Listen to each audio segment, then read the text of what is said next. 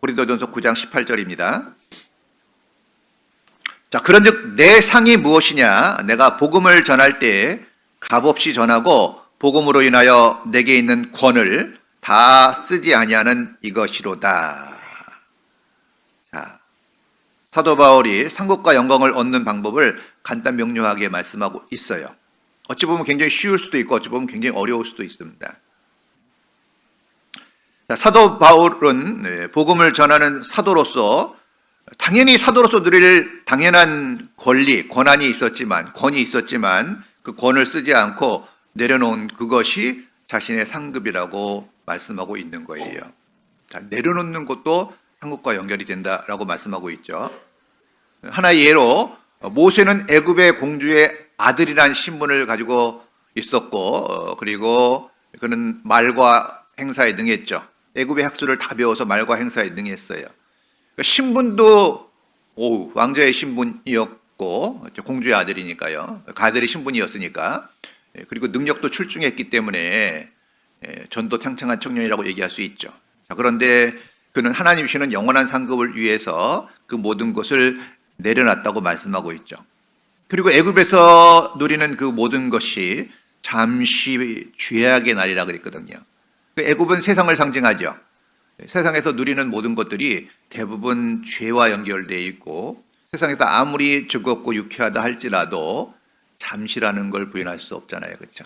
잠시 가는 거예요. 자, 그런데 그 모세는 모든 걸 내려놓고 자기의 부귀영화를 내려놓고 이 땅에서의 부귀영화를 내려놓고 하나님의 백성과 함께 고난받기를 잠시 죄악의 낙을 누리는 것보다 더 좋아했다고 말씀하고 있거든요. 더 좋아한 거예요. 그 세상의 모든 걸 내려놓고 하나님의 백성, 그때 그 당시 하나님의 백성은 종살이했고 노예살이했잖아요. 그렇죠? 그런데 그들과 함께 고난받는 것이 잠시 죄악의 낙을 누리는 것보다 훨씬 더 낫고 좋아했다고 돼 있어요.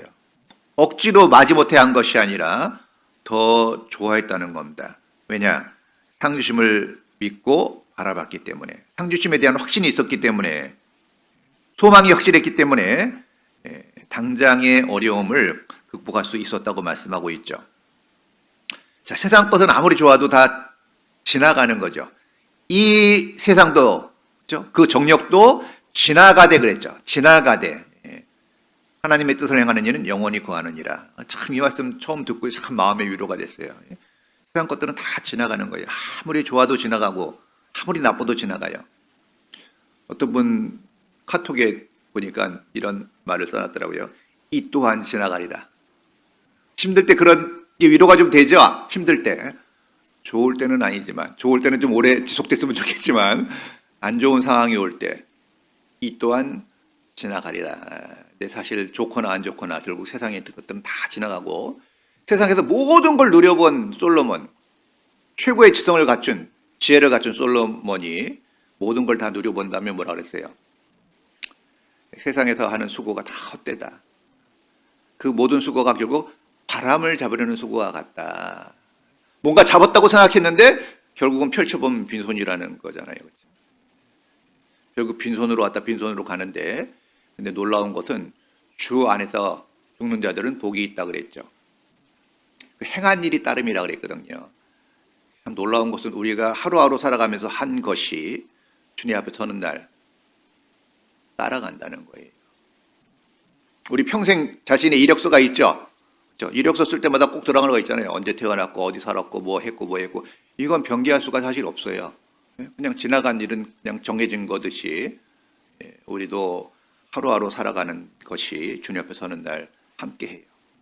그럼 지나간 건 어쩔 수 없다 하더라도 우리가 앞으로 남아있는 시간만큼은 정말 하나님 앞에 정말 뭔가 해야 되지 않겠어요? 너무 가깝기 때문에. 그 완장이란 말 있잖아요. 그렇죠? 완장 사보셨어요? 신분이나 지위 따위를 나타내기 위하여 팔에 두르는 팔띠를 말하는데 사람은 완장 차는 걸 좀 좋아해요. 그렇죠? 완장 차면 뭘 떤다 그러죠? 유세 떤다 그러죠? 유세. 하여튼 사람은 뭔가 하나 채워주면요. 뭔가 행세를 하고 다니는 경향이 있어요. 좀 사람이 달라지죠. 그거와 유사한 단어가 갑질이란 말, 많이 들어오죠, 갑질. 몇 년 전에 어느 그 재벌의 그 사장님께서 직원을 폭행했는데 언행으로 폭행하고 막 손찌검도 하고 그랬는데 그게 카메라에 다 잡힌 거예요. 카메라에 안 잡혔으면 그냥 오리발 내밀었을 가능성이 높은데 적나라하게 찍힌 거예요. 사람들이 참 놀라운 게요. 카메라 달아놓잖아요. 처음에는 약간 눈치 보다가 며칠 지나면 전혀 없는 것처럼 생활하거든요. 예. 요즘 워낙 뭐 CC 카메라가 많이 있으니까요. 다 노출이 된 거예요. 그러니까 자기가 좀 지위가 있다고 그 좀 자기 직원들에 대해서요 막 말 함부로 하고 가끔 폭행도 하고 그런 것이 드러난 거예요, 그렇죠? 그래서 그때 뉴스에 한참 나왔고요. 굉장히 규모 있는 회사였기 때문에 갑질로 불러지는 행동을 통해서 그 사람의 인격이나 이런 것들이 노출됐어요. 참 애나 어들이나 약간의 힘이 생기면요 유세를 부려요.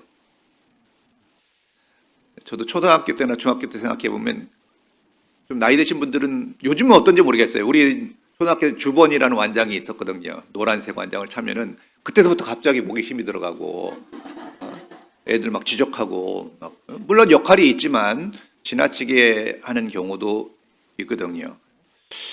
참 사람이 지위가 사람의 좀 변화를 만들어내는 것 같아요. 그래서 그 자리에 가면 안 그럴 것 같은데 그 자리에 가면 그래요. 전에 이제 주차부에 어느 형제님이 주차부 부장인 분이 있었어요. 오래전에.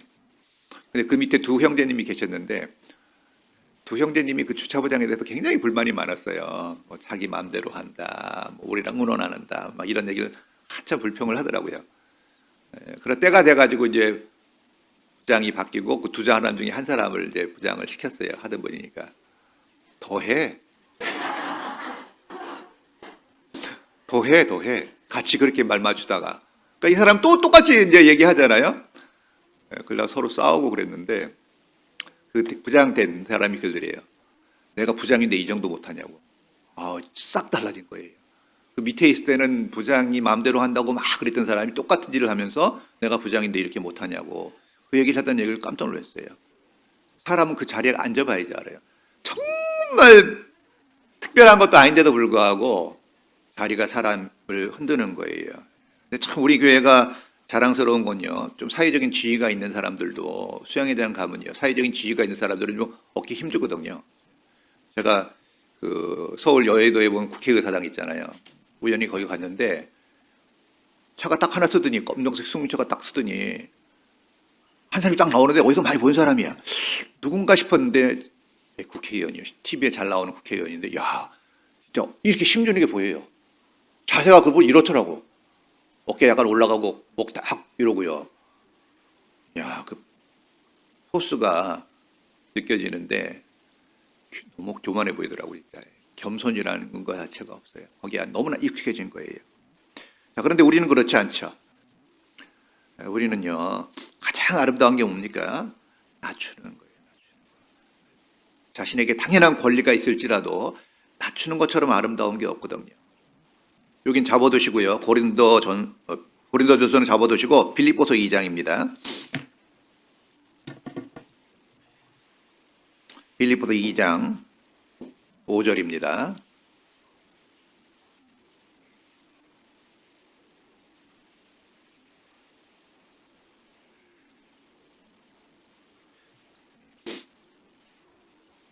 너희 안에 이 마음을 품으라. 곧 그리스도 예수의 마음이니 그는 근본 하나님의 본체시나 하나님과 동등됨을 취할 것으로 여기지 아니하시고 오히려 자기를 비어 종의 형체를 가져 사람들과 같이 되었고 사람의 모양으로 나셨음에 자기를 낮추시고 죽기까지 복종하셨으니 곧 십자가에 죽으심이라. 이러므로 하나님이 그를 지극히 높여 모든 이름 위에 뛰어난 이름을 주사 하늘에 있는 자들과 땅에 있는 자들과 땅 아래 있는 자들로 모든 무릎을 예수의 이름에 꿇게 하시고. 자, 하나님께서는 우리에게 말씀하고 있죠. 너희 안에 이 마음을 품으라. 이 마음을 품으라. 곧 그리스도 예수의 마음이니. 그렇죠. 참 사람은요 가장 중요한 게 뭐겠어요? 어떤 마음을 가졌느냐가 그 사람을 규정하는 거거든요. 그렇죠? 어떤 마음 가졌냐가 그 사람을 규정하는 거예요. 외적인 생김새보다 더 중요한 게 뭐죠?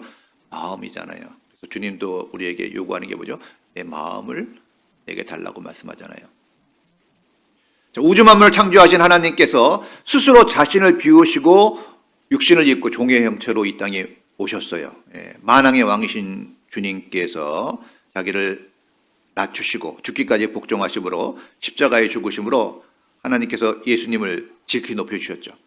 그러니까 만왕의 왕이신 예수님께서 친히 스스로 낮아짐으로 말미암아 십자가에 죽기까지 순종하심으로 하나님께서 그 이름을 지극히 높여주셨다고 말씀하고 있죠. 하나님께서 일하시는 방식이 잘 나타나 있어요. 자기를 낮출 때 높여주는 거예요. 어떤 외부의 힘이 아니라 스스로죠. 스스로 그 가치를 알고 자기를 낮추는 거예요. 예수님께서도 이를 내게서 빼앗는 자가 있는 것이 아니라 내가 스스로 버리노라. 나는 버릴 권세도 있고 다시 얻을 권세도 있으니 이 계명은 내 아버지에게서 받아노라 하시니라. 예수님은요, 만왕의 왕신 하나님이시기 때문에 스스로 버리노라. 버릴 권세도 있고 다시 얻을 권세도 있어요. 그런데 버리는 쪽을 택하셨잖아요. 예수님이 빌라도 총독에게 고난을 받으셨는데 힘이 없어서 그런 게 아니죠. 힘이 없어서 그런 게 아니에요. 로마군 앞에 힘이 없어서 당한 것이 아니에요. 주님이 원하시면 그야말로 천군 천사를 부르셔서 로마군을 박살낼 수도 있었지만 하나님의 뜻을 이루기 위해서 스스로 낮추신 거예요. 스스로. 이게 정말 아름답잖아요. 그렇죠? 스스로 낮추는 거.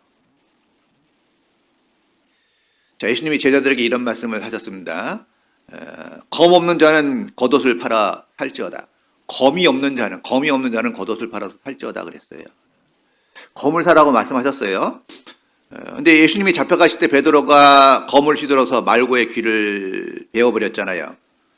근데 예수님이 뭐라 그랬죠? 예수께서 베드로더러 이르시되 검을 집에 꽂으라 그랬거든요. 사라고 하신 말씀도 하셨는데 막상 쓰니까 사용하지 말라고 하셨어요. 어떤 의미겠어요? 분명히 사라고는 하셨거든요. 근데 또 사용을 하지 말라고 하시는 거예요. 어떤 의미가 있죠? 검이 없어서 못 쓰는 거하고 검이 있는데 안 쓰는 건 다른 거예요. 전에 어느 선교사 이야기를 들어보니까요. 선교사가 이제 그 원시 지역에 원시림에 선교하러 갔는데 준비는 다 한 거예요. 총도 있었는데 그들이 해야 할 때 총이 있었는데 쓰지 않은 거예요. 그들이 나중에 그걸 보고 깜짝 놀란 거예요. 총이 있었는데 자기들 향해서 사용하지 않고 그냥 자기 목숨을 내놓은 거예요. 그게 엄청난 힘을 발휘한 거예요. 총보다 더 큰 힘을 발휘한 거죠. 있는데 사용하지 않는 거예요. 없어서 못하는 거랑 있는데 사용하지 않는 건 전혀 다른 의미잖아요. 그렇죠? 자, 그래서 우리에게 주로 있는 것이 있어요. 우리 갖고 있는 것이 있는데 그걸 사용하지 않을 때도 필요하거든요. 갈라디아서 5장입니다. 갈라디아서 5장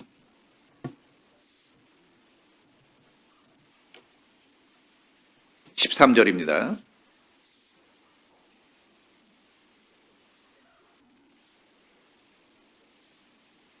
갈라디아서 5장 13절.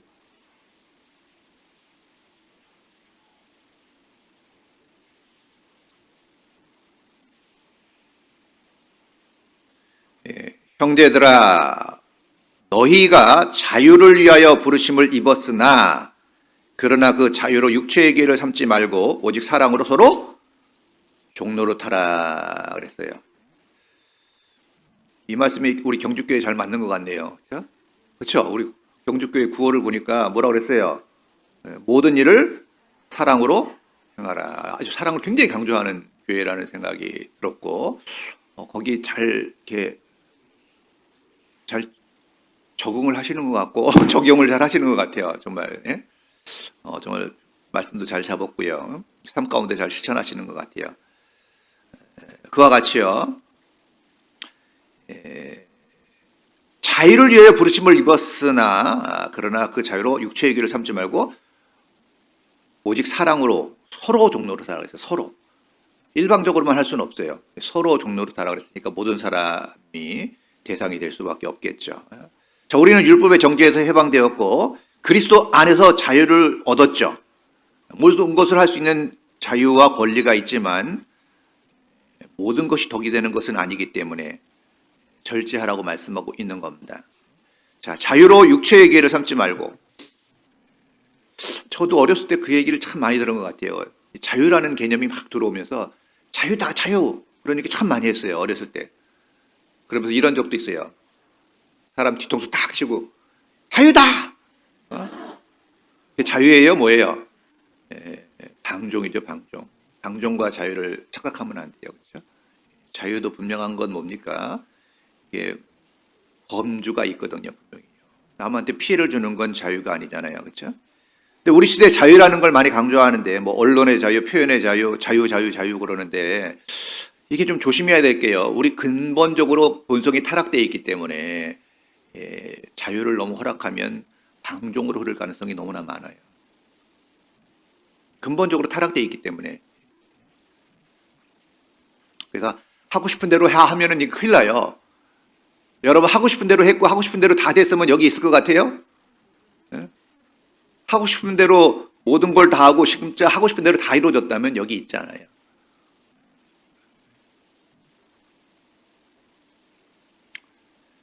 자, 그 자유로 육체의 기회를 삼지 말고 오직 사랑으로 서로 종로를 살아. 육체의 기회, 육체의 욕구가 있잖아요. 욕구 자체는 나쁜 게 아닙니다. 식욕과 성욕과 명예욕은 그 자체가 나쁜 게 아니에요. 그걸 과하게 사용하니까 문제가 되는 거예요. 욕구가 없다면 무슨 재미로 살겠어요, 그렇죠? 식욕이 없으면 뭐 아무리 맛있는 음식이 있어도 아무 의미가 없잖아요. 식욕도 굉장히 중요한 욕구입니다. 중요한 건 뭐죠? 서로 종로를 타라 그랬어요.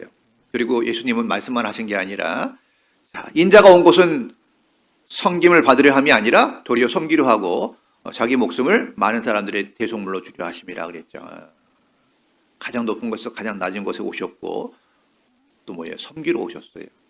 어디까지 섬겼냐? 자기 목숨까지 주심으로 섬겼어요. 그리고 본을 보이셨죠? 공생애 때는요. 제자들의 발까지 씻겼어요. 실제로 본을 보였어요. 스스로 낮추시고 가장 밑바닥까지. 그 당시에 종은요. 정말 가장 낮은 단계예요. 인격적으로 전혀 보장받을 수 없는, 보호받을 수 없는 그런 상태잖아요. 그런데 스스로 내려놓으신 거잖아요. 만왕의 왕께서. 그리고 이런 말씀이 있죠. 구약성경에 보면요. 귀뚫은 종이라는 얘기 들어보셨죠? 히브리인 종은요. 6년 동안 주인을 섬기다가 7년 차가 되면 자유할 수 있는 권리가 있었어요.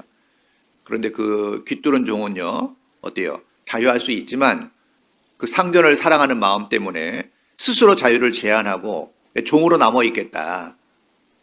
라는 증표로 재판장에게 가서 송곳으로 귀를 뚫어요. 이 귀뚫은 종은 자기 자유를 스스로 포기하고 오로지 상전을 섬기겠다. 나머지 삶을 통해서. 그렇게 했을 때 상전이 볼 때는요. 그 귀뚫은 종은 다른 종하고는 전혀 다를 수밖에 없을 거예요. 그렇죠? 그 진정성을 그때 입증하는 거잖아요. 자기를 제한하고 그렇죠? 자기의 마땅한 권리를 제한하는. 참 우리 시대는요. 정말 권리 주장이 많은 시대예요.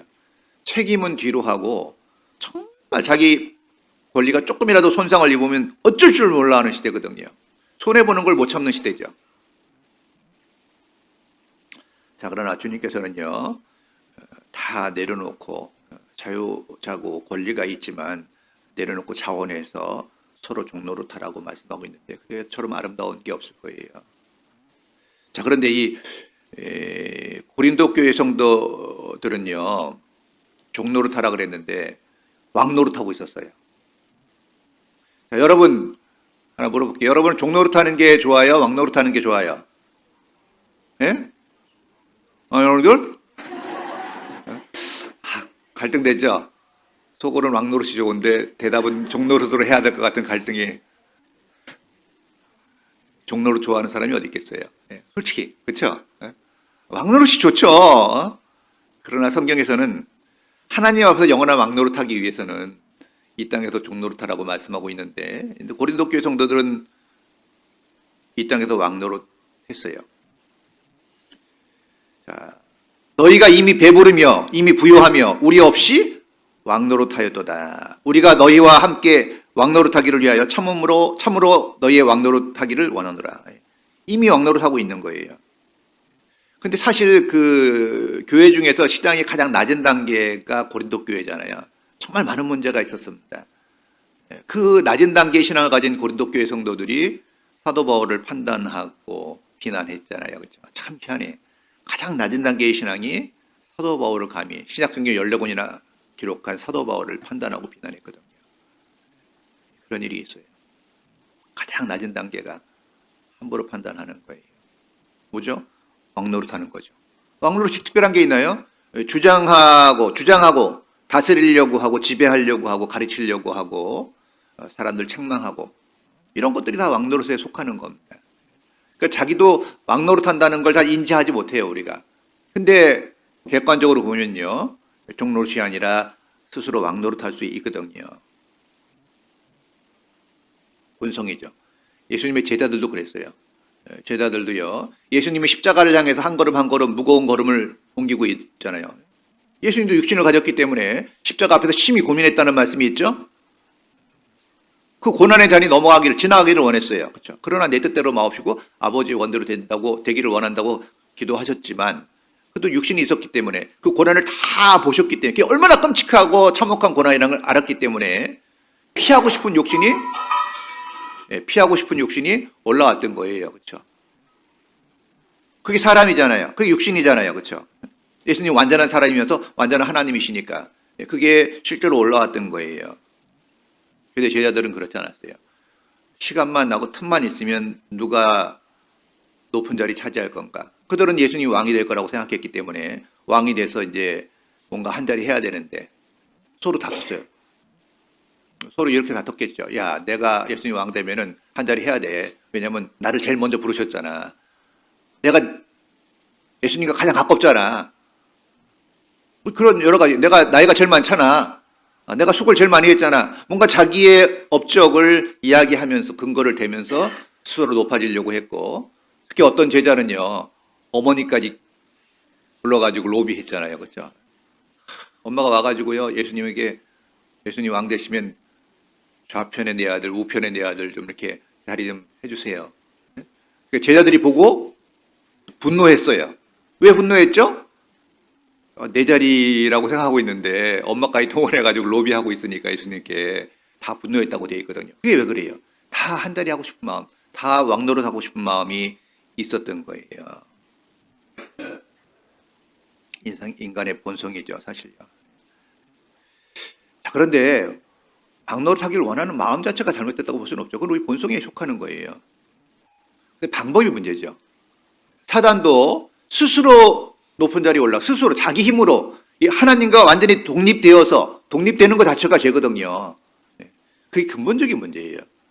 하나님과 단절된 상태에서 하나님을 떠나서 스스로 왕이 되려고 한 것이 문제예요. 누구든지 자기를 높이는 자는 낮아지고 누구든지 자기를 낮추는 자는 높아지다. 하나님의 방식은 뭐죠? 하나님의 능력을 믿고 그 앞에 자기를 낮추는 거예요. 그렇죠? 그러므로 하나님의 능하신 손 아래 겸손하라. 때가 되면 그러니까 하나님의 능하신 손을 인정하고 하나님의 능하신 손 아래 자기를 낮추면 높여주시잖아요. 그러니까 높임받는 게 나쁜 건 아니죠. 왜? 하나님이 궁극적으로 높여주시길 원하시거든요. 그런데 순서가 있고 하나님의 방법이 있는데 낮추는 게 먼저예요. 자기 능력이나 자기 힘으로 높아지려고 하는 것, 그게 문제인 거예요. 높아지는 자체가 문제가 아니라 하나님 우리에게 영광을 주길 원하는 거니까. 그래서 모든 것이 가하나 모든 것이 유익한 것이 아니요 모든 것이 가하나 모든 것이 덕을 세우는 것이 아니라 내가 교회 안에서 어떤 직분이 있고 어떤 역량이 있고 능력이 있을 수 있잖아요. 그렇죠? 그런데 그 가치를 세우기 위해서 다른 가치를 죽이거나 다른 사람을 곤란하게 하는 것은 생각해 봐야 돼요. 그래서 너무 지나치게 빨리 가는 것도 문제고 너무 느린 것도 문제라 그랬죠. 말이나 노새가 되지 말라 그랬잖아요. 너무 앞서가면 옆 사람들이 좀 힘들 수 있어요. 그렇죠?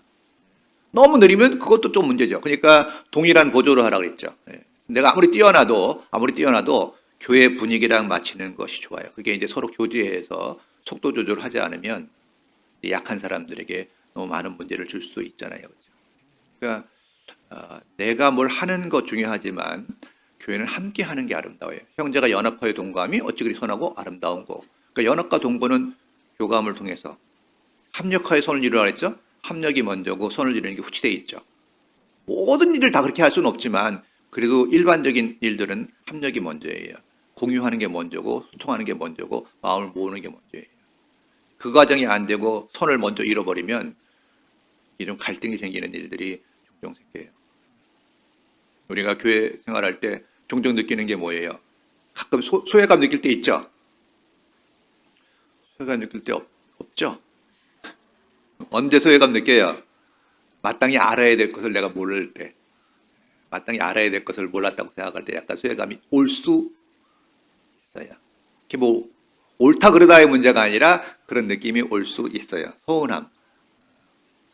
내가 조장인데 나만 모르고 있어. 좀 서운할 수 있죠. 내가 구역장인데 나만 모르고 있어. 그럼 사실 좀 마음이 딱 모아지지 않을 수도 있어요. 느낌이 그렇게 올 수 있거든요.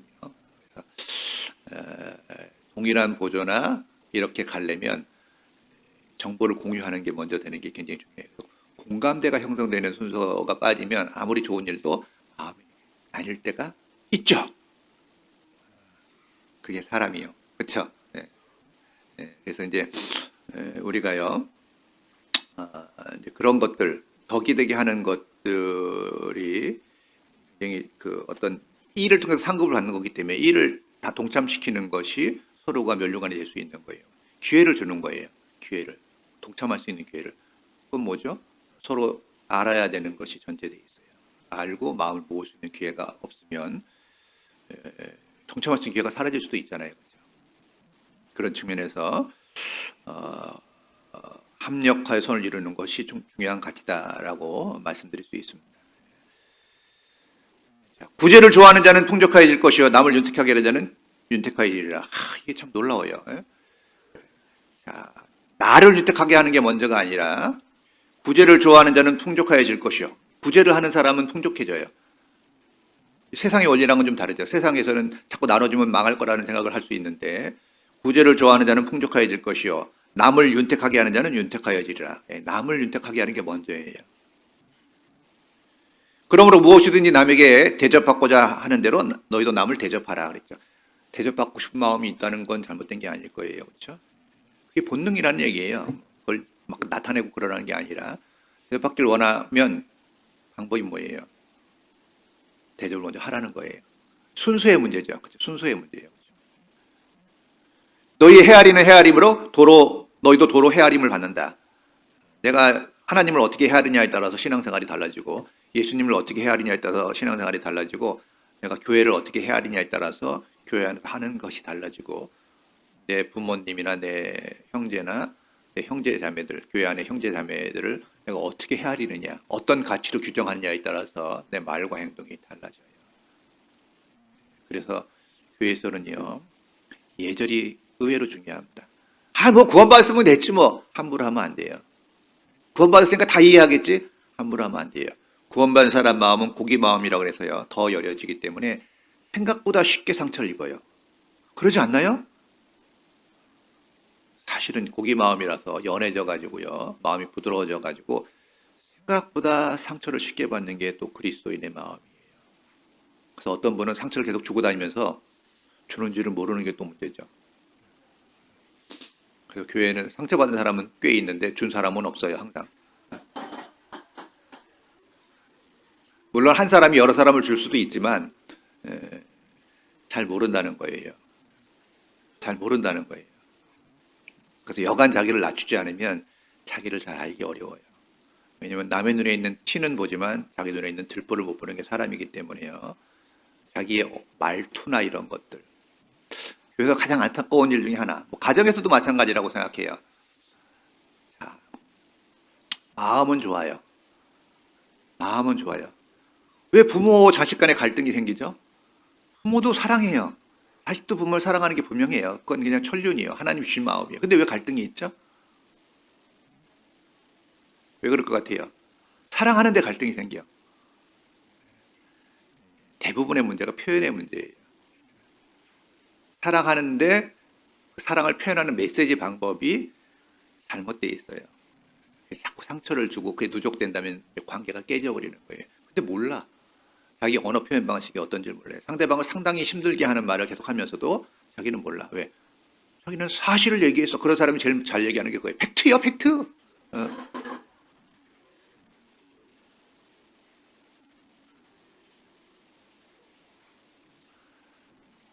그걸 난 솔직해. 팩트를 솔직하게 얘기하면 참 끔찍한 일이 벌어질 가능성이 많아요. 예. 그게 잘못됐다는 게 아니에요. 오늘 자매님 왜 이 모양이야? 팩트요. 솔직해 나는. 예. 근데 관계는 상당히 힘들어지죠. 두 번 다시 보기는 어려워질 가능성이 있잖아요. 덕이 안 되는 거고 지혜롭지 못한 거예요. 솔직한 거를 강조하는 것보다 거짓말 하라는 게 아니에요. 정직해야 돼요. 정직해야 되지만 경우에 합당한 말은 아로속에 있는 쟁반에 금사가죠. 경우에 합당한 말을 얼마나 칭찬하고 있습니까? 얼마나 아로속에 있는 은쟁반에 금사가라 그랬으니까 굉장한 가치를 부여하고 있잖아요. 경우에 합당한 말을 하는 게 지혜라고 말씀하고 있는데 우리는 경우에 합당한 말보다는 팩트에 근거해서 솔직하게 얘기한다는 게 그게 나쁘다는 것보다 그게 경우에 안 맞으면 상당히 사람을 힘들게 할 수 있다는 거예요. 그리고 이게 사람들의 사기를 확 떨어뜨릴 수가 있어요. 그래서 우리가 좀 사랑의 마음을 표현할 때 좀 지혜롭게 할 필요가 있어요. 거짓말하라는 거 아니라 모든 건 양면성이 있거든요. 모든 건 양면성이 있어요. 저도 좀 말랐다는 얘기를 종종 들어요. 제가 좀 말랐어요. 이렇게 전에 있던 교회보다 말랐어요. 그분들 와서 맨날 말랐대요. 계속. 근데 심지어는 어디 아프요 막 이러고 그러니까 그것도 은근히 스트레스 받아요. 그렇다고 약값 주는 것도 아니고 뭐 뭘 해주는 것도 하나도 없어. 근데 자꾸 아프냐 그러니까 사람이 아프냐는 얘기 3번만 들으면 넘어져요. 진짜 그래요. 한 번 들으면 갸우뚱한 2번 듣잖아요. 진짜 그런가? 원래 3번 듣잖아요. 그건 들어놓는다는 얘기가 있거든요. 네. 사람은 그 얘기에 영향을 받는 거예요. 실제로 말의 영향을 얼마나 받는데요? 그거 우리 아시죠? 양파 시험한 거. 양파에게 좋은 얘기 하잖아요. 그거 쑥쑥 자라요. 예쁘다, 멋지다, 최고야 이러면은요. 양파가 쑥 자라. 근데 양파한테 재수없다. 나쁜 욕 하잖아요? 갈라지고 그런 거 보셨죠? 그러니까 언어가 그 양파가 언어를 이해하겠어요? 그게 아니라 소리 자체에서 어떤 영향을 주는 게 분명한 것 같아요. 왜냐하면 다른 나라 말로 좋은 말을 해도 똑같이 반응하거든요. 그럼 걔가 뭐 전 세계 언어를 다 알아듣겠어요? 양파가? 소리 자체에 반응하는 거예요. 그러니까 그런 말이 있어요. 이것도 맞아요. 우리 세포로 돼 있죠. 세포로 구성돼 있잖아요. 60조 개 내지 100조 개의 세포가 있는데 세포 하나에 선모가 있대. 선모가 10만 개 정도 된대요. 선모가. 그 작은 세포에 10만 개 정도의 선모가 있는데 건강한 세포들은 서로 세포끼리 연결이 돼갖고 정보를 주고받는데요. 놀랍죠. 근데 암세포는 다 선모가 다 떨어져 나가가지고 정보 교환을 안 하고 독립적인 행동을 한다. 여러분은 지금 세포가 계속 정보를 교환하고 있어요. 지금도 그래요. 어떤 정보를 교환하고 있죠? 경주교회 최고야. 그럼 그 정보가 세포들이 다 받아들이는 거예요. 그럼 그런 얘기 들으면 기분 나빠요, 좋아요? 그렇죠? 세포가 벌써 반응을 하는 거예요, 실제로. 근데 제가 경주교회 심상치 않네. 좀 부정적인 얘기를 한다고 칩시다. 그럼 좋아요, 나빠요? 저분은 경주를 잘 모르는구만. 대번에 이렇게 반응할 가능성이 높아요. 그리고 몸이 반갑게 반응하지 않아요. 그렇죠? 그러니까 처음 회차가 그랬잖아요. 굉장히 밝게 맞아주니까 세포들이 좋은 정보를 얻은 거예요. 야, 경주교회 식구들이 널 환영하나 봐. 뭐 이렇게 되니까 서 있는 게 너무 편한 거예요. 굉장히 중요한 거예요, 사실요. 그러니까 아무리 내가 사랑해도요, 그 표현을 이런 말이 있어요. 이런 말이 있는데 옳은 말을 기분 나쁘게 하는 거. 그게 뭔지 아세요? 예? 오케이. 틀린 말은 아닌데 기분 나쁘게 말해. 계속 잔소리. 잔소리 들으면 좋아요, 싫어요?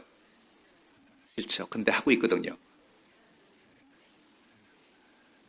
이 교감을 갖는 게 굉장히 중요한데요. 좋은 정보를 주는 게 좋아요.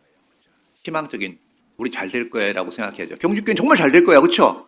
이렇게 구성원이 밝고 활기차고 화목한데 못 될 리가 있어요? 그럴 일 없잖아요. 그러나 항상 양면성은 있어요. 경주교회가 모든 면에 털끝만한 문제도 없냐? 그렇지는 않잖아요. 그렇죠? 털끝 정도는 있을 거 아니에요. 그렇죠? 그걸 보느냐 이걸 보느냐가 문제죠. 심지어는 입당식 가서 잘못했다고 지적하는 사람도 봤어요. 입당식 교회사 가서 정말 축제의 분위기인데 여긴 왜 이렇게 했냐 저긴 왜 이렇게 했냐 그게 맞는 말일지 모르지만 경우에는 안 맞죠. 입당식 끝나고 가서 얘기하든가. 이게 경우를 잘 모르는 거예요. 그래서 선한 말은 꿀송이 같아서 마음에 달고 뼈에 양약이 된다 그랬죠. 선한 말은 얼마나 좋아. 이 선한 말은 꿀송이 같아서 마음에 달고 뼈에 양약이 되느니라. 그리고 우리가 말을 함부로 해야지 말아야 될 이유는요. 우리가 상대방에 대해서 안다고 하지만 잘 몰라요. 이 팩트가 항상 진실은 아니라는 거 아세요? 팩트가 항상 진실은 아니에요. 우린 팩트라고 얘기하지만 팩트가 진실하고 다를 때가 많아요. 이게 무슨 말인지 좀 헷갈리죠? 사실과 진실이 다르다? 이게 뭔 얘기지? 서울에 가면요. 명동에 요즘에는 모르겠어요. 제가 이제 서울 사람이기 때문에 좀 얘기하는데 거지가 있어요. 거지. 장애가 있는 거지인데 이렇게 좀 끌고 다니면서 막 동냥을 하기도 하고 굉장히 정말 마음이 짠해요. 보면요. 굉장히 많이 동정을 받는 거예요. 근데 제가 제 눈으로 본 건 아닌데 전에 들은 건데 그럴 가능성이 충분히 있어요. 그거 일 끝나면 그랜저 타고 퇴근한대요. 그 얘기가 있어요. 굉장히 많이 동정을 받다 보니까 거지가 아닌 거예요. 사실은요. 삶에. 팩트는 거지 모양이에요. 진실은 뭐죠? 그랜저 타고 갔거든요. 그게 팩트와 진실의 차이인데 우리는 팩트만 보고 이게 진실로 생각하고 뭔가를 막 얘기하는 거예요. 누가 늦게 들어왔어요? 팩트요. 근데 그 다음에 추론하죠. 진실은 뭐죠? 정말 바쁜데 시간을 내서 온 거랑 늦잠 자다 온 거는 다르잖아요. 그렇죠? 그건 잘 모르는 거예요, 사실요. 그러니까 우리가 어떤 팩트를 사실을 보고 추론해 가지고 부정적인 얘기를 하는 거는 굉장히 위험할 수 있는 게 잘 모르거든요. 알고 나면 전혀 다른 느낌이 들 때가 있어요. 그런 사례가 의외로 많아요. 기차 안에서 애가 막 울었어요. 아버지가 아무 소리도 못해. 기차 사람이 시끄러우니까 책망을 했어요. 근데 알고 보니까 그 3살, 4살 되는 아이 엄마가 일찍 죽어가지고 장례 치르고 오는 길이에요. 그 얘기 들으면 아이가 좀 떠든다 그래가지고 뭐라고 할 수 있겠어요? 팩트는 아이가 떠든 거지만 진실은 뭐죠? 그 상황이잖아요. 그렇죠? 아버지가 그러니까 그 상태에서 어떻게 애를 교육할 수 있겠어요? 엄마를 묻고 오는 상황에서. 우리가 본다고 하지만 잘못 보는 게 의외로 많다는 거예요. 욥은 성경을 많이 알았어요. 욥은 하나님을 정확히 알아. 정말 많이 아는 사람이죠. 욥의 친구들도 하나님을 잘 아는 사람들이었어요. 욥의 친구들도. 근데 욥의 친구들도 엉뚱한 말 많이 했죠. 욥도 정말 신실한 사람이었는데 욥도 하나님이 욥기 38장에 뭐라고 말씀하셨죠? 무지한 말로 이치를 얻게 하는 자가 누구냐 그랬잖아요. 그렇죠? 욥도 실수한 거예요. 우리도 뭘 안다고 하지만 우리가 뭐 복음이야 뭐 너무 정확하게 알고 있지만 일상생활에서 성도들 간의 문제에 있어서는 안다고 하지만 모르는 게 많을 수 있기 때문에 앞으로 얘기하는 게 어려워요. 그래서 방향성이 뭐예요? 응원과 격려를 해야 되고 실제 잘못한 일이 있더라도 그때 괜찮아 해야 돼요. 그렇죠? 여러분 뭘 잘못했어요? 교회 안에서 뭘 잘못했어요? 누가 제일 모르길 바래요? 그렇죠. 여기 우수한 학생들이 많네. 뭐 그냥 바로바로 답이 나와요. 예. 그럼 여러분이 뭘 잘했어요? 누가 제일 빨리 알기를 원해요? 동일한 사람이죠. 교회 안에서는 그래요. 교회 안에서는. 근데 묘하게요. 좋은 소문은 늦게 흐르고 나쁜 소문은 급속도로 빨리 흘러요. 아, 이게 마귀가 개입돼서 그렇다고 생각해요. 안 좋은 얘기는 빨리 흘러요. 기가 막히게 빨리 흘러요. 그리고 안 좋은 소식 듣고 안 좋은 인사할 필요 없어요. 청년들 취업이 잘했다. 자꾸 취업 얘기 물어보면 안 되고요. 청년들 결혼이 좀 늦어졌다. 왜 결혼 안 해? 이런 얘기를 아무리 해도 의미가 없는 얘기요. 중매서 죽고 아니면. 그런 인사를 관심 있다고 얘기하는데 듣는 사람이 너무 힘든 거예요. 그런 인사 듣기 싫어서 교회에 잘 안 나오는 사람도 의외로 있어요. 아픈 거에 대해서는 좀 덮어주고 해야 되는데 아는 체 한다고 자꾸 그 아픈 데를 찌르면 교정하라는 의미는 있지만 사기가 너무 떨어져요. 가능하면 우리는요, 설교가 있잖아요. 그죠? 말씀이 있잖아요. 성령의 역사가 있기 때문에 말씀을 듣고 개인이 성령의 역사가 있기 때문에 대부분 알아요. 여러분이 몰라서 못하는 건 그렇게 많지 않아요. 그렇죠? 그래요. 몰라서 못하는 건 많지. 아직 힘이 없는 거예요. 그럴 만한 분량이 안 된 거예요. 그럼 기다려야 되고 응원해야 되는 거예요. 집안에 애가 태어나서 뒤집고 앉고 서고 발뛰고 이럴 때 책망해요, 응원해요? 엄청난 응원을 보내죠. 애도 알아요. 근데 희한하게 우리는 구원받는 식구들한테는 소홀할 때가 있어요. 전에 저희 교회에서요, 어느 분이 상담받으러 왔어요. 저희는 이제 개인 상담할 때 조장님과 좀 자매들, 시간 되는 자매들이 와서 같이 해주는 게 있어요. 그 새로운 분이 딱 엘리베이터에서 내려오는데 기다리고 있다 우리 자매인들이, 낮에 자매들, 좀 시간 되는 자매들이 와 이랬어요. 내리자마자 막 얼떨결에 막 쳐다보니까 자매인들이 막 박수 치니까 좋겠어요, 나쁘겠어요? 그걸 생각을 해요? 좋죠. 자기 환영해 주는데. 예? 근데 이분이 이제 그렇게 하고 상담을 구원받았는데, 아니 구원받고 2, 3개월 있다 간증하는데 이런 얘기를 하더라고요. 처음에 왔을 땐 너무 환영해 줘갖고 당황스러웠대요. 그러나 좋았대요. 근데 구원받았다고 하니까 그다음부터 안 하더래요. 이제 혼자 커라 이거죠. 이제 구원받았으니까. 이제 요즘 전도하기도 어렵지만 뿌리 내리는 것도 쉽진 않잖아요. 지속적으로 해줘야 되는데 그거 생각하게 만들더라고요. 좀 더 관심을 갖고 안착할 때까지 응원해줘야 되는데 처음 왔을 땐 굉장히 응원을 많이 했는데 구원받았다고 간증하니까 이제 됐어 하고 관심을 끊어버리는 거예요. 자, 그 모든 것이 공통점이 뭐예요? 이타적이 되라는 얘기를 하고 있는 거예요, 지금. 내 감정에 충실하고 내 상황에 충실한 게 아니라 상대방에게 어떻게 작용이 되는가에 대한 생각을 하라는 거예요. 그게 종로릇 하는 거 아니겠어요? 자기가 왕이면 자기 주장을 하죠. 나를 따르라.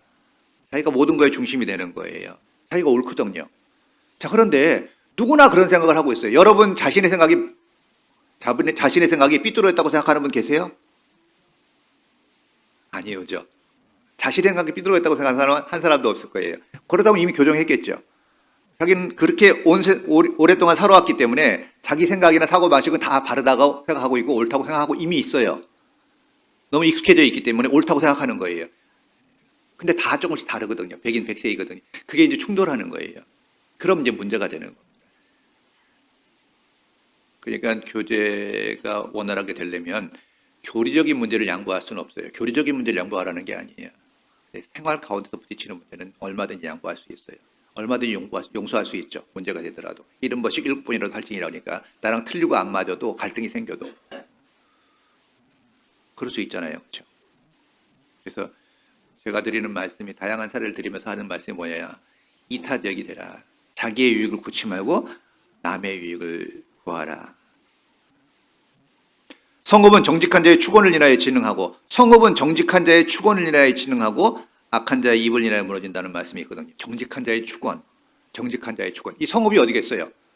직장도 될 수 있고 가정도 될 수 있고 성읍이 교회도 될 수 있죠. 교회는 정직한 자의 축원을 인하여 진흥해요. 축원이 뭐겠어요? 축복해 주는 말이죠. 축하해 주는 말이죠. 좋은 일들을 기억하고 이야기해 주는 거예요. 좋은 일을 기억하고 이야기해 주는 게 어떤 거죠? 알아주는 거예요. 그렇죠? 여러분 좋은 일은 좀 알아주길 원하죠? 알아주길 원치 않아요? 알아주길 원하고요. 그리고 사람은 그 입의 대답을 말하면 기쁨을 얻는다는 말씀이 잠언에 있죠. 사람 그 입의 대답으로 말하면 기쁨을 얻나니 때에 맞는 말이 얼마나 아름다운고 그랬거든요. 사람은 상호간의 관계고 반응이 있어야 돼요. 반응이. 하나님의 사랑이 예수 그리스도로 통해서 입증이 됐어요. 우리가 아직 죄인 되었을 때 그리스도께서 우리를 위하여 죽으심으로 하나님께서 우리에 대한 자기의 사랑을 확증하셨다 그랬죠. 확증하셨어요. 십자가에서 입증하셨어요. 죽기까지 사랑을 입증하셨어요. 희생이 없이는 사랑을 입증할 수 없기 때문에 독생자를 주셔서 십자가에 죽기까지 사랑을 입증하신 거예요. 우리는 어떻게 해야 되죠? 반응해야 돼요. 믿음으로 반응하고 감사로 반응해야지 관계가 되죠. 그걸 끝까지 밀어내면은, 배척하면은 관계가 영원히 절단나는 거예요. 그 관계도 우리도 똑이래요. 우리도 서로 반응해야 돼요. 그렇죠? 반응이 좋은 거예요, 경주교회가. 끄덕끄덕거리고 웃어주고 이게 다 반응이거든요. 자매님들도 남편하고 교제할 때 반응이 있길 바라죠. 근데 남편이 TV만 보고 있어. 네. 그럼 교감이 안 일어나요. 그렇죠? 다 듣고 있다 그래도 교감은 안 일어나요. 눈을 서로 마주치고 얘기해야죠. 반응해야죠. 그것도 다 이타적인 거에 중심을 두고 있는 얘기를 제가 드리고 있는 거예요. 나의 유익을 구치 말고 타인의 유익을 먼저 구해서 그들로 구원을 얻게 하라. 그래야지만 마음이 열리거든요. 주께서 그 마음을 열어 바울의 말을 청정하게 하신지라. 마음이 안 열리면 어떤 말씀을 전해도 들어가지 않아요. 어떤 말씀도 안 들어가요. 사람 마음은 좁아지면 바늘구멍보다 좁아지거든요.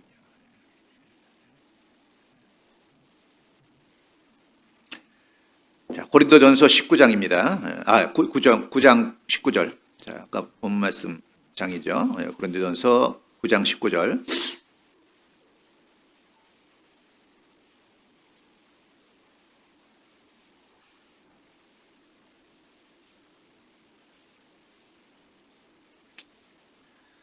내가 모든 사람에게 자유하였으나 스스로 모든 사람에게 종이 된 것은 더 많은 사람을 얻고자 함이라. 유대인에게는 내가 유대인과 같이 된 것은 유대인을 얻고자 하며 율법 아래 있는 자들에게 내가 율법 아래 있지 아니하나 율법 아래 있는 자 같이 된 것은 율법 아래 있는 자들을 얻고자 하며 율법 없는 자에게는 내가 하나님께는 율법 없는 자가 아니요 도리어 그리스도의 율법 아래 있는 자나 율법 없는 자와 같이 된 것은 율법 없는 자들을 얻고자 함이라. 약한 자들에게는 내가 약한 자 같이 된 것은 약한 자들을 얻고자 하며 여러 사람에게 내가 여러 모양이 된 것은 아무쪼록 몇몇 사람들을 구원코자 함이니 내가 복음을 위하여 모든 것을 행함은 복음에 참여하고자 함이라. 이 말씀 참 우리 그리스도인 마음속에 정말 깊이 새겨야 될 말씀이라고 생각해요. 사도 바울은 로마 시민권자이자 당대 최고의 신분을 갖고 있었고 많은 특권과 특혜를 얻을 수 있었죠. 정말 사도 바울은 육신적으로 다 갖춘 사람이었어요. 그 당시에. 그런데 그 모든 것을 내려놨어요. 왜죠? 목적이 분명하죠. 복음을 위해서. 복음을 위해서. 그러니까 삶의 모든 목적과 초점이 복음에 맞춰져 있다는 것을 알 수 있어요. 자, 내가 모든 사람에게 자유하였으나 스스로 모든 사람에게 종이 된 것은 종이 됐다는 건 모든 걸 내려놓는다는 의미죠. 자기의 모든 걸 내려놓는 거예요. 종이 된 것은 더 많은 사람을 얻고자 함이라. 그렇죠? 몇몇 사람들을 구원하기 위해서 자기 모든 것을 포기했다고 말씀하고 있죠. 자, 내가 여러 사람에게 여러 모양이 된 것은 아무쪼록 몇몇 사람들을 구원코자 함이니 유대인에게는 유대인처럼 율법 아래 있는 자에게는 율법 아래 있는 자처럼 그들에게 마음을 열기 위해서 여러 모양으로 자기를 변화시키는 거잖아요. 그렇죠? 자기를 주장하는 게 아니라 상대방의 눈높이에 맞춰가는 거예요. 그래야지만 마음을 열거든요. 사람은 자기가 이해받지 못하면 마음 열기가 어려워요. 여러분 다 이해받기 원하죠? 그래요? 네, 이해받기 원해요. 나를 이해 안 해주는 사람을 이해하기 정말 어려운 거예요. 내가 이해받았다는 마음이 들 때 그 사람을 이해하기 시작하는 겁니다. 내가 이해받지 못하면 마음이 다쳐요. 그리고 그 사람 이해하기는 굉장히 어려워요. 성경에도 나를 존중히 여긴 자를 하나님도 나를 존중히 여긴다는 말씀이 있잖아요. 그렇죠? 내가 존중히 여김받는다는 게 뭐죠? 이해받는다는 거예요. 존중받는다는 거예요. 그래야지만 마음이 열리도록 돼 있어요. 상호 관계라는 겁니다. 그래서 그 무디도 그런 말을 했어요. 새 신자가 교회에 와서 뿌리를 내려면요, 자신이 사랑받는다는 걸 깨달으면 될 수 있다. 관심과 사랑을 줄 때 사람들은 마음이 열리고 내가 여기 있을 곳이구나라고 생각을 하게 되는 겁니다. 그래서 우리 이런 게 필요한 것 같아요. 좀 종의 언어를 좀 사랑의 언어라는 얘기 들어보시죠. 사랑의 언어. 사랑의 언어를 잘 구사하면 정말 관계가 좋아집니다. 네, 사랑의 언어 좋고 종의 언어도 좀 갖추는 게 괜찮을 것 같아요. 종으로서의 언어. 근데 생각해 보니까 사랑의 언어와 종의 언어가 굉장히 유사점이 많더라고요. 나름 생각해 보니까 정의 언어라는 것, 예를 들면 이런 거 같은데, 저도 어디서 그 얘기를 들었는데 굉장히 마음이 열리더라고요. 더 필요한 거 없으세요? 이것도 굉장히 사실 어떤 상황에는 굉장히 마음이 푸근해져요. 어떤 낯선 곳에 갔을 때, 좀 상황이 좀 이해가 안 되고 좀 불편할 수도 있잖아요. 그렇죠? 작은 거라도. 근데 누군가가 그런 말 한마디 해주니까 굉장히 도움이 되더라고요. 더 필요한 거 없으세요? 선배님. 그 말 한마디가 사람의 마음을 얻을 수도 있다는 거예요. 자, 9장 23절입니다. 같이 읽죠. 내가 복음을 위하여 모든 것을 행함은 복음에 참여하고자 함이라. 그렇죠? 오로지 복음을 위해서 초점이 맞춰져 있는 거예요. 우리 시대는 정말 개인주의 시대고 양보 못하고 손해 안 보는 시대잖아요. 따지기 좋아하고. 근데 내가 복음을 위하여 모든 것을 행함은 복음에 참여하고자 함이라. 오로지 복음 안에 참여하는 것이 삶의 목적이 된 거예요. 내려놓는 게 중요해요. 그래서 예수님이 제자를 부르실 때도요. 저희가 곧 배와 부친을 버려두고 예수를 쫓으니라. 버려두고. 아브라함도 갈대아우르에서 자기 기반이 있었는데 다 그것도 지적 아비집을 떠났다고 돼 있죠. 다 내려놓고 떠난 거예요.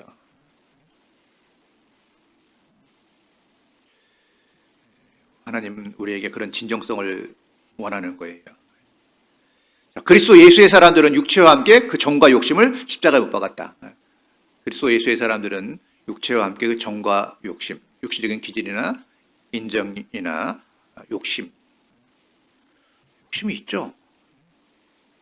욕심이 태양주 죄를 낳고 죄가 장성한즉 사망을 낳느니라. 욕심은 자라요. 근데 바늘도둑이 소도둑 되죠. 욕심은 자라요. 처음엔 야금야금 하다가 간이 커지면 점점 큰 걸 하다가 나중엔 둔해져 가지고 죄인지도 모르게 되는 거예요. 우리 습관 속에도 그런 게 있을 수 있어요. 처음에는 교회가 굉장히 어렵고 함부로 할 수 없는 어떤 그런 것이 있었는데 조금 익숙해진 다음에 함부로 할 수 있거든요. 그래서 교회에서 뭐 소리를 지르거나 화를 막 내거나 이런 건 정말 조심해야 돼요. 그게 교회를 가볍게 보고 있다는 확실한 증거예요. 어떤 상황에서도 소리를 치거나 분노를 막 표출하거나 비난하거나 이런 건 절대로 안 돼요. 아무리 오라도 그렇게 표현하면 안 되거든요.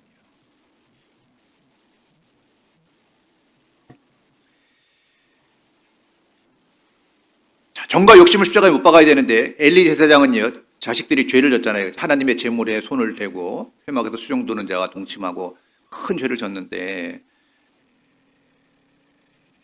그거를 좀 심상히 여겼어요. 엘리 제사장은.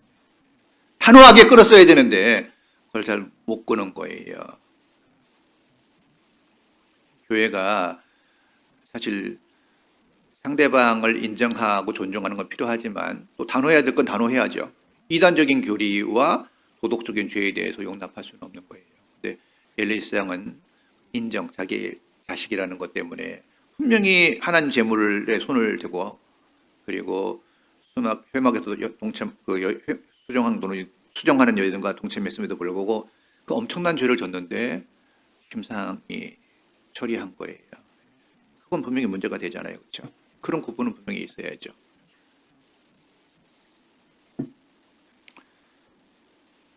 자, 고린도전서 9장 1절입니다. 내가 자유자가 아니냐 사도가 아니냐 예수 우리 주를 보지 못하였느냐 주 안에서 행한 나의 일이 너희가 아니냐. 사도 바울은요 8장에서 우상의 제물에 관한 이야기를 하면서 믿음이 강한 자가 약한 자를 위하여 자신의 자유를 포기해야 된다고 공고한 바가 있죠. 그리고 자신도 사도로서 교회로부터 부양을 받을 권리가 있음에도 불구하고 그런 권리가 있음에도 불구하고 권리를 사용하지 않고 있다는 이야기를 이제 하려 하는 거예요. 그러면서 4절 보시면 자, 우리가 먹고 마실 권위 없겠느냐? 우리가 다른 사도들과 주의 형제들과 게바와 같이 자매된 아내를 데리고 다닐 권위 없겠느냐? 어찌 나만 바나바와 일하지 아니할 권이 없겠느냐. 예. 자, 우리가 먹고 마시는 권이 없겠느냐. 우리도 사도로서 권이 있다. 권이 있지만 뭐예요? 사용하지 않겠다. 당연한 권리지만. 그래서 만일 식물이 내 형제로 실족케 하면 나는 영원히 고기를 먹지 아니하여 내 형제를 실족케 않게 하리라. 고기 먹을 권이 있지만 혹시 믿음이 약한 자가 그걸 보고 뭔가 판단한다면 그것조차도 나는 제한할 마음이 있다. 자기 옳은 걸 계속 주장한 게 아니에요. 내가 옳다 하더라도, 내가 권리가 있다 하더라도, 마땅하고 다행하는 권리가 있다 하더라도 그걸 제한하는 쪽으로 뒀잖아요. 제한하는 쪽으로. 그게 사랑이잖아요.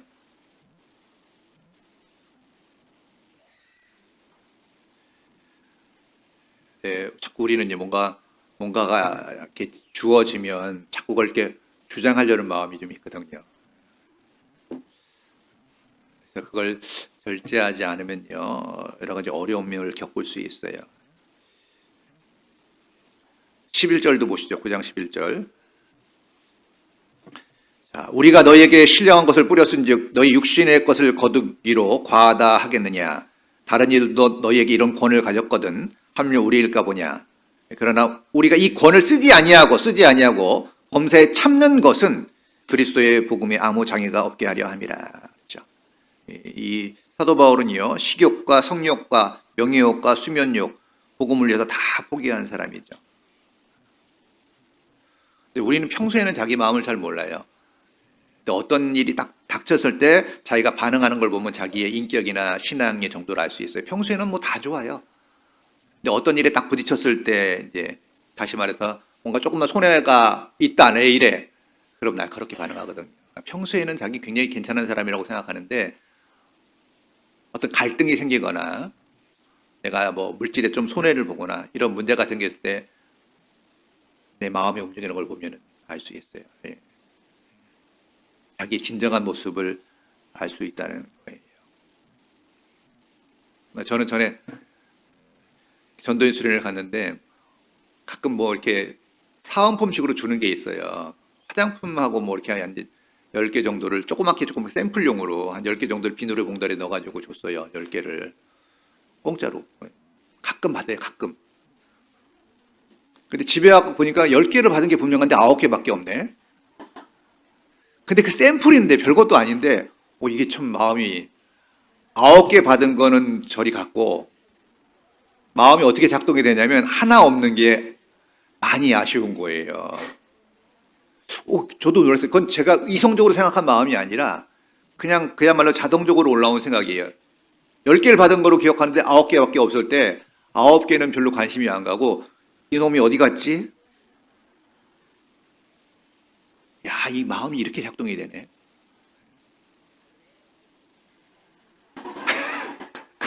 그것도 답이에요. 다 그렇다는 얘기예요. 저만 그런 건 아니에요.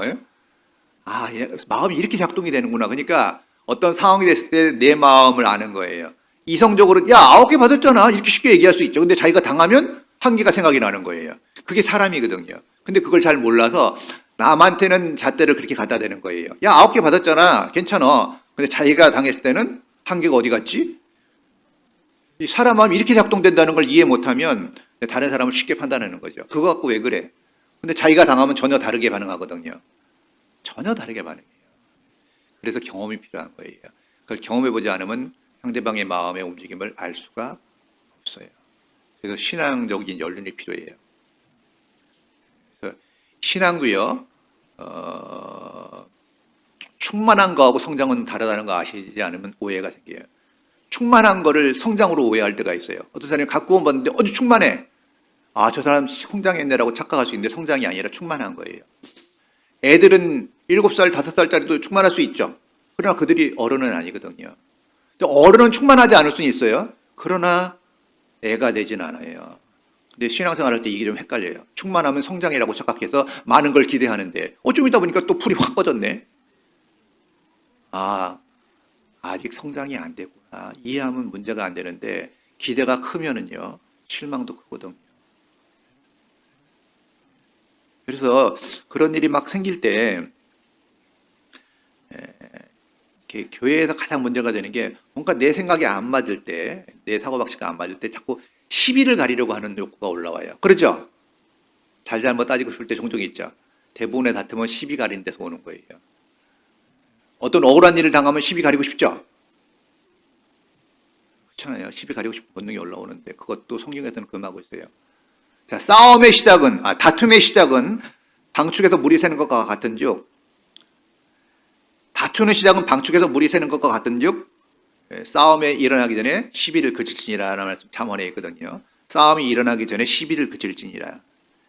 다툼의 시작은 방축에서 물이 샌다는 게 뭐예요? 한번 터지면 그건 끝이거든요. 저수지에서 물 터지면 끝이잖아요.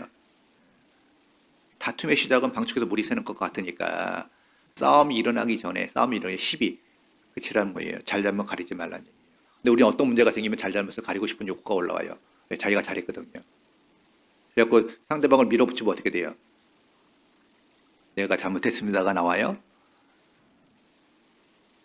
저는 그 동화책 중에 그게 정말 교훈을 받았는데요. 행인이 있는데 옷 벗기기 시합했죠. 햇님하고 바람하고 누가 이겼어요? 바람은 불수록 뭐예요? 옷을 더 꽉 잡죠. 사람이 날아갈지언정 옷은 안 벗겨져요. 따뜻하게 하니까 스스로 벗었잖아요.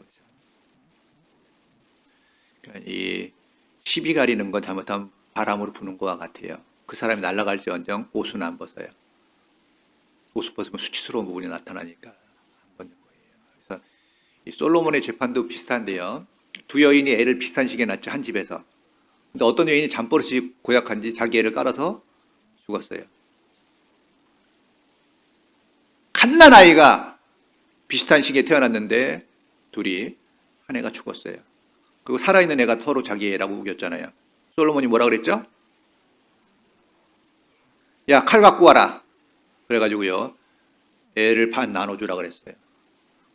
정말 살벌한 판결이에요. 그렇죠? 근데 어떻게 했죠? 진짜 엄마가 양보했잖아요. 가짜 엄마는 뭐라 그랬어요? 그렇게 하십시오. 내 애도 되지 말고 저 여인의 애도 되지 말게 하십시오. 본색이 딱 드러난 거예요. 근데 진짜 엄마가 양보했잖아요. 그렇죠? 이게 참 교훈이에요. 내가 옳은 걸 계속 주장하잖아요. 그러면 애가 죽어요.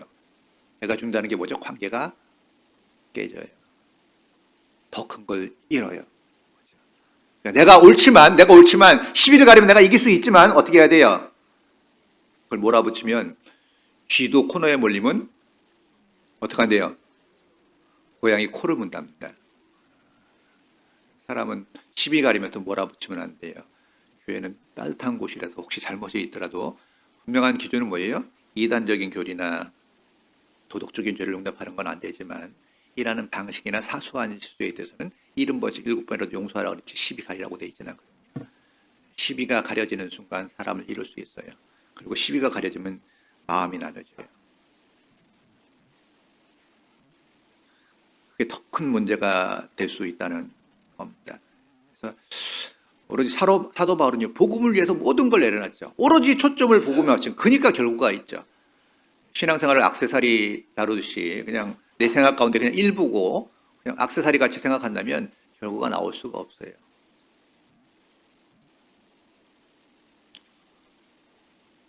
자, 운동장에서 다름질하는 자들이 많지만 상원자는 한 명이라고 그랬잖아요. 그렇죠?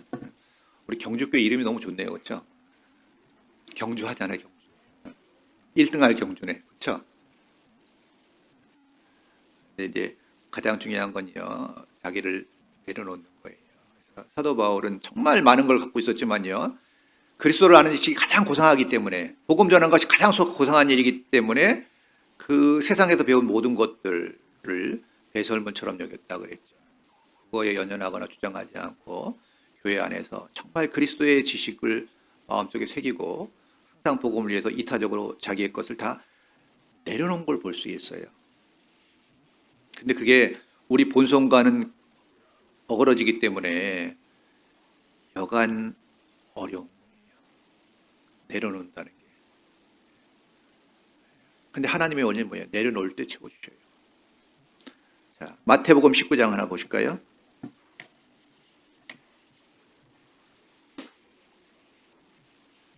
마태복음 19장 27절입니다.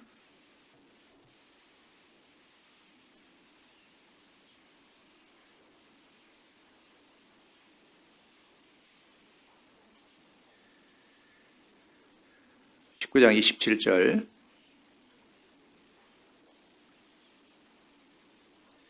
이에 베드로가 대답하여 가로되 보소서 우리가 모든 것을 버리고 주를 쫓아 싸우니 그러니 우리가 무엇을 얻으리이까?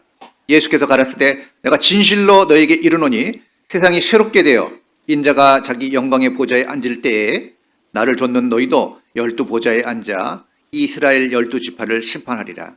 또 내 이름을 위하여 집이나 형제나 자매나 부모나 자식이나 전토를 벌인 자마다 여러 배를 받고 또 영생을 상속하리라. 제자들이 예수님께 물어봤잖아요. 그렇죠? 우리가 모든 것을 버리고 주를 쫓아 싸우니 우리가 무엇을 얻으리이까?